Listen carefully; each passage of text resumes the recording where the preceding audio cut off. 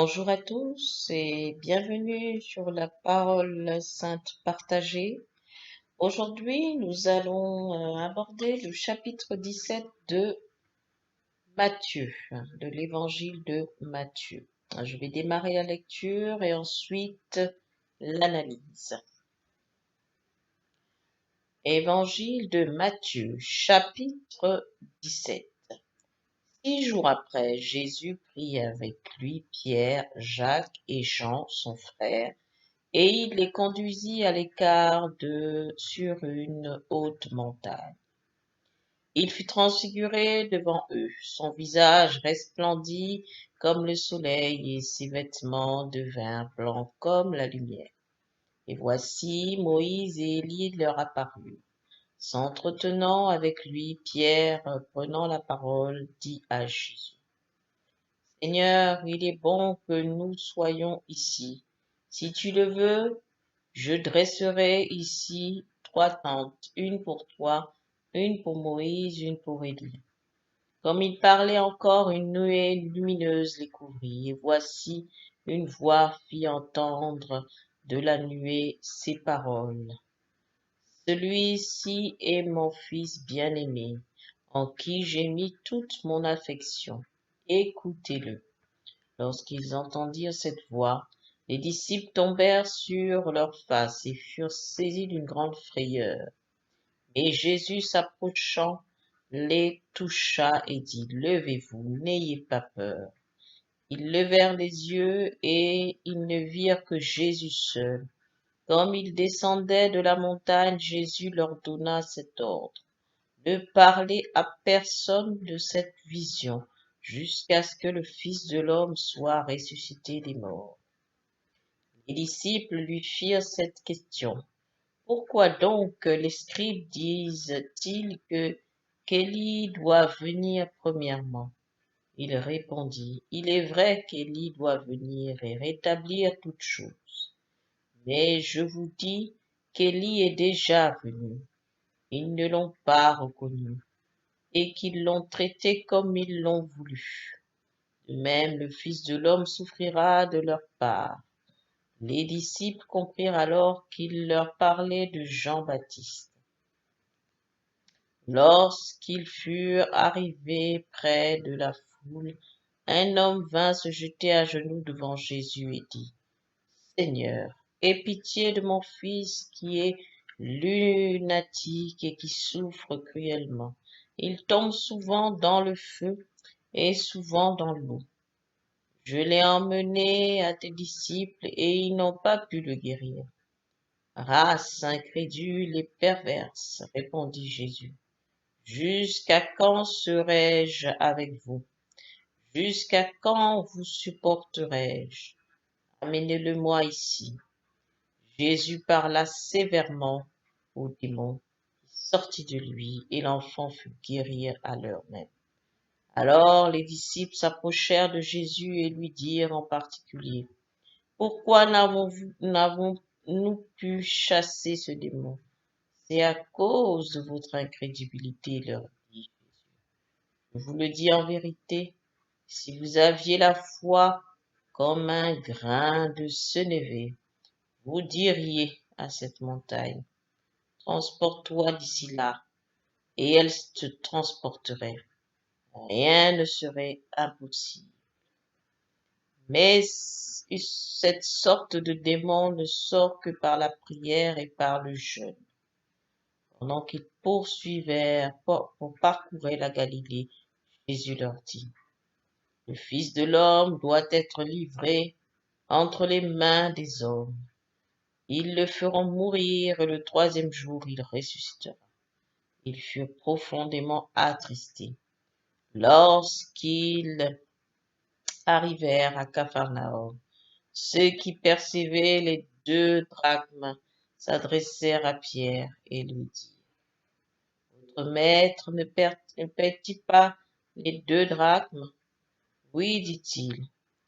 Et quand il fut entré dans la maison, Jésus le prévient et dit: Que t'en semble, Simon? Les rois de la terre, de qui perçoivent-ils les tribus? ou des impôts, de leurs fils ou des étrangers? Il lui dit des étrangers, et Jésus lui répondit, les fils en sont exempts. Mais pour ne pas les scandaliser, va à la mer, jette l'hameçon et tire le premier poisson qui viendra.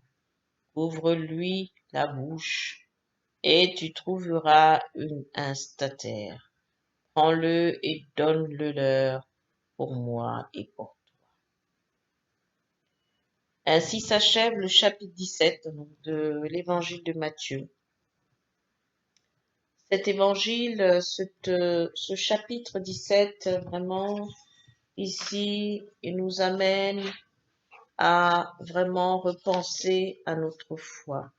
Notre foi en la puissance de notre foi, justement. Est-ce que nous sommes conscients de notre foi, la puissance de notre foi, des effets de cette foi sur notre entourage? Jésus ici, il a présenté, il a emmené ses disciples à la montagne. Et ici, il fut transfiguré et les disciples aperçurent les prophètes. Il les aperçut et il fut saisi d'étonnement.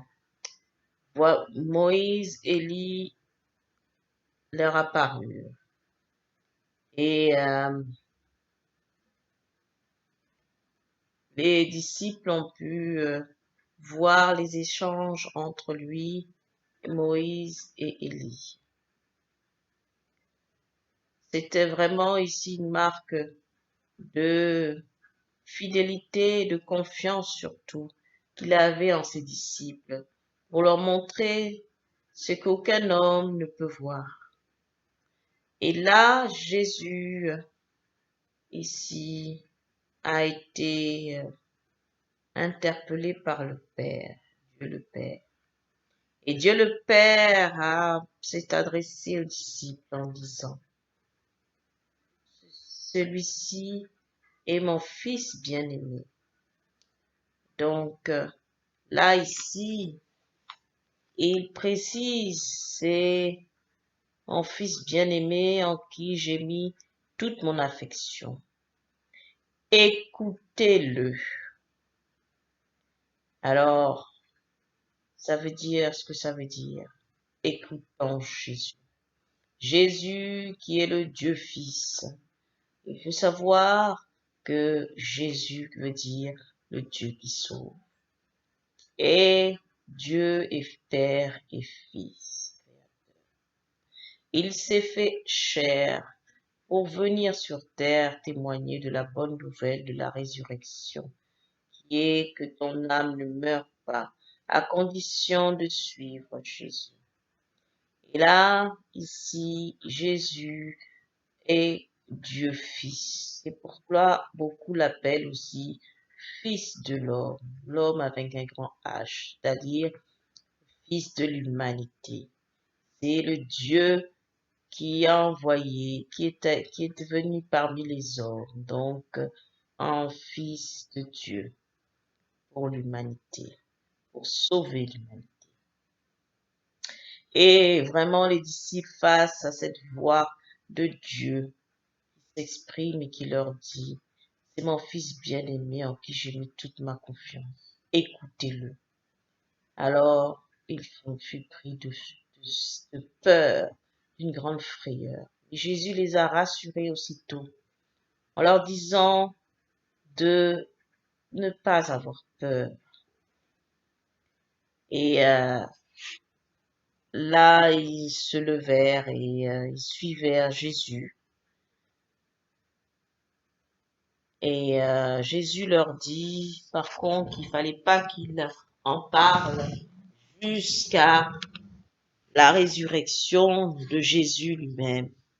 Juste au moment où il y aura cette résurrection, où Jésus va renaître le troisième jour. Il va ressusciter le troisième jour. Et ensuite, il y a la partie où les disciples et Jésus vont vers le peuple et les disciples lui demandent, c'était alors un disciple qui lui demande,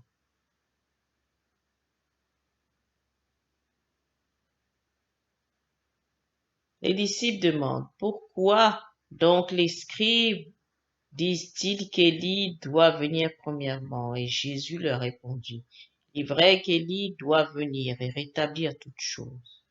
Mais je vous dis qu'Élie est déjà venu. Ils ne l'ont pas reconnu et qu'ils l'ont traité comme ils l'ont voulu.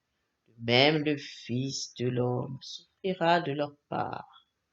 Les disciples comprirent alors qu'il leur parlait de Jean-Baptiste.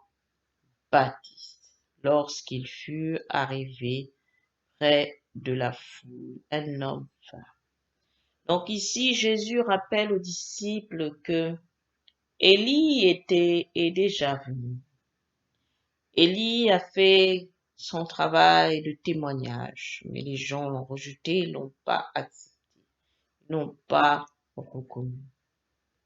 Et c'est cet esprit qui animait Élie étant Jésus. Et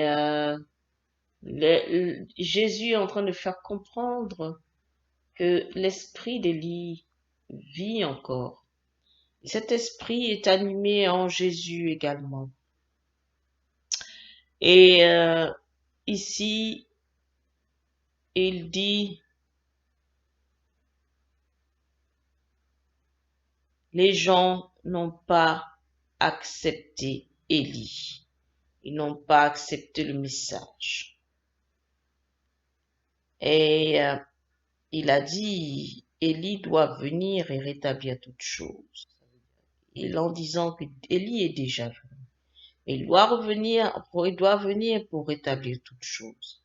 C'est l'esprit d'Élie qui anime l'esprit, qui anime Jésus à l'heure actuelle. Et ici, il est en train de dire que le Fils de l'homme souffrira de leur part. Il ne sera pas reconnu par les leurs. Et c'est ce qui est arrivé. Jésus a souffert parmi son peuple. Il n'a pas reconnu, il n'a pas accepté le message. Et ici, il y a un homme qui arrive et qui demande l'aide à Jésus. Et il a un problème. Son fils est malade, il dit selon lui qu'il est atteint d'un problème qui le fait souffrir. Il est lunatique, c'est-à-dire qu'il tombe dans le feu et souvent dans l'eau. Bon. Et les disciples n'ont pas pu le guérir. Alors Jésus fait comprendre que son fils était atteint mentalement par un esprit qui le perturbait. Et il a dit aux disciples qu'ils étaient incrédules. Incrédules pourquoi? Parce qu'ils n'étaient pas préparés pour cette délivrance de cet enfant.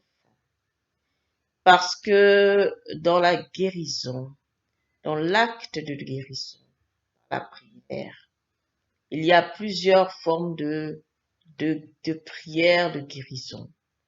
Et ici, Jésus dit que les disciples n'ont pas été préparés, ils ont été incrédules et ils ont pensé guérir l'enfant par une prière, par des mots simples, par la simplicité d'une prière. Mais Jésus leur dit qu'il y a des démons, il y a des esprits qui sont qu'on délivre par le jeûne et la prière. Le jeûne et la prière. Le jeûne et la prière. Je répète 3 fois. En effet, il faut être préparé pour ce genre d'acte. Et parce que les disciples n'ont pas été préparés, ils ont été incrédules selon Jésus. Il faut être préparé pour ces actions de délivrance sur l'être humain. Et donc, il a demandé à ce que l'enfant vienne et Jésus l'a délivré. Il l'a délivré avec autorité, je précise. Il l'a délivré avec autorité. Il faut avoir l'autorité et la maîtrise de la situation pour que cela marche. Et Jésus parcourait la Galilée, il est dit. Il annonce comment est-ce qu'il allait finir, livré entre les mains des hommes, et ils feront mourir. Et le troisième jour, il ressuscitera. Et les disciples étaient tristes d'entendre cela. Et c'était en fait, il annonçait comment est-ce que sa fin sur terre allait se passer. Et concernant les impôts, la perception de l'impôt, et il a demandé alors les étrangers. Jésus répondit, les fils sont exempts, mais pour ne pas les scandaliser, il va à la mer et jette l'hameçon. Il demande à un disciple de payer l'impôt avec donc la nourriture, le poisson, avec la pêche. Pas avec la pêche, excusez-moi, avec un, un stratère. Il y aura un stratère qui sera dans la bouche du premier poisson qui viendra. Donc c'est ainsi, c'est avec cela qu'il va payer donc son tribut. Et parce que en fait, on lui réclamait à Capharnaüm euh, les drachmes. Donc les drachmes sont une forme d'impôt. Et bon, comme à Capharnaüm, il était considéré comme étranger. Et bon, voilà.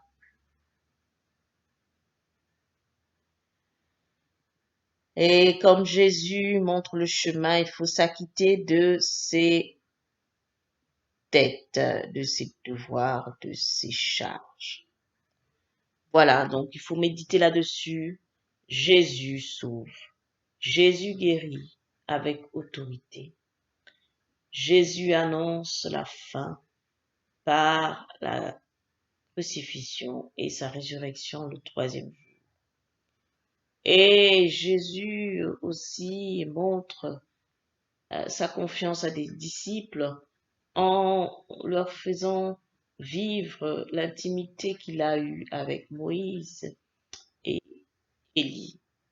Et aussi, il a permis aux disciples d'entendre la voix du Dieu Père. Voilà, donc tous ces événements de ce chapitre 17 sont des événements tout aussi forts et significatifs.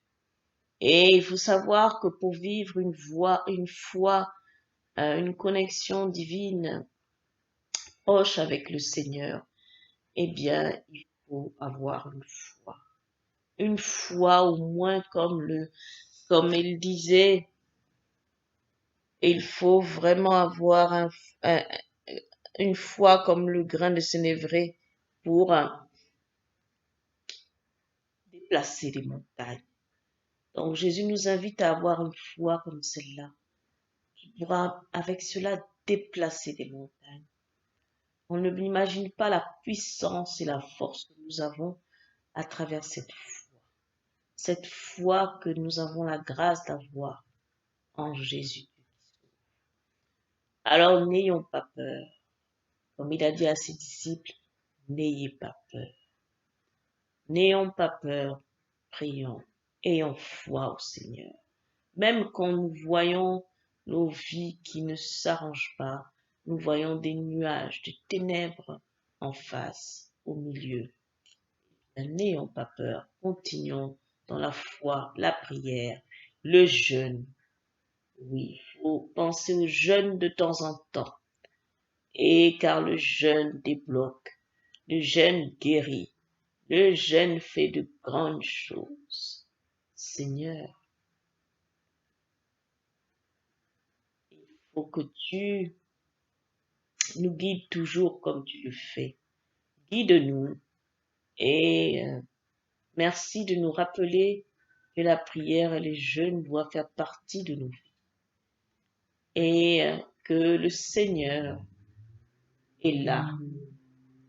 Et il a mis en toute sa confiance en toi, Jésus, Dieu qui sauve. Le Dieu Père a mis toute sa confiance en toi, Jésus, Père, Dieu Fils. Et c'est toi qui es le Sauveur. C'est toi qui sauves cette humanité. C'est toi qui vas délivrer, qui va nous libérer et délivrer ce monde. Merci Seigneur. Merci pour ta parole sainte. Je prie maintenant pour toute l'humanité afin que cette humanité reçoive la source d'eau vive. Cette parole sainte qui libère, cette parole sainte qui sauve, cette parole sainte qui sanctifie au-delà de toute chose imparfaite, cette parole sainte qui nourrit, cette parole sainte qui guérit.